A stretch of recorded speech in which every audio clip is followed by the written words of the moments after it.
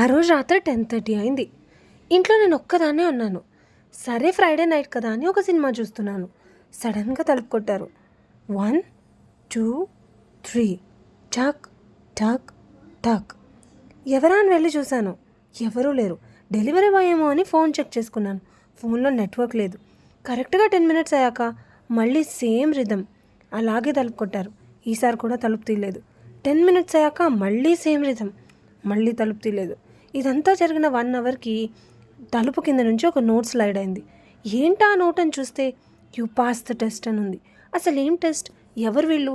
ఎవరు పంపించారు? అసలు ఏంటిది? రాత్రంతా ఇదే ఆలోచన. నిద్రపోలేకపోయాను. చాలా కంగారు పడ్డాను. భయపడుతూనే తెల్లారిపోయింది.